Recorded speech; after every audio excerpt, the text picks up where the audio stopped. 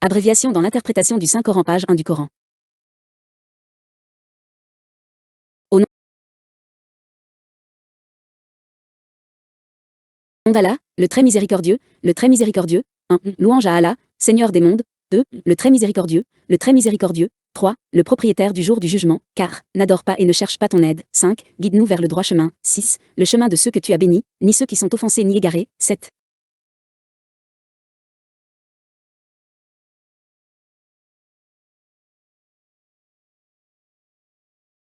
La sourate Al-Fatiha Makkiya, l'un des buts de la sourate est de réaliser l'orientation d'Allah le Tout-Puissant avec la perfection de l'esclavage pour lui seul.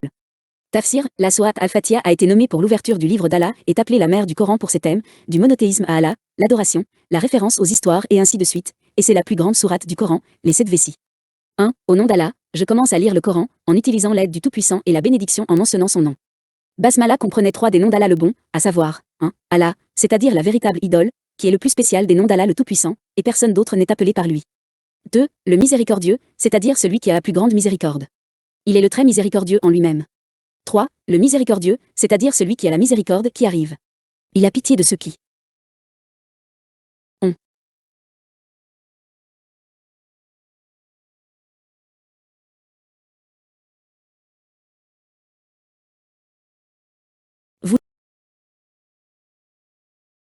voulu le créer, y compris les croyants de ses serviteurs.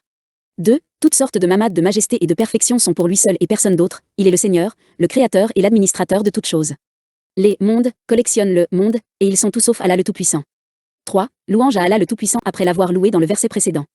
4. Glorification de Dieu Tout-Puissant en tant que propriétaire de tout au jour du jugement, où vous n'avez pas d'âme pour la même chose. Le jour de la religion, le jour de la punition et du jugement. 5. Nous ne vous concernons que des types d'adoration et d'obéissance, de sorte que nous ne partageons avec vous personne d'autre, et de vous seul nous demandons de l'aide dans toutes nos affaires, car vous avez entre vos mains tout le bien, et personne d'autre n'est nommé que vous. 6. Guidez-nous vers le droit chemin, marchez-nous dedans, tenez-nous dessus et augmentez notre orientation. Le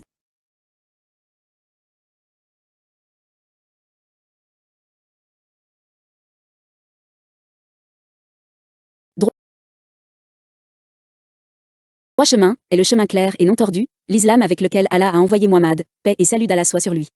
7. Le chemin de ceux que vous avez bénis de vos serviteurs avec leur direction, tels que les prophètes. Ouah sur lui.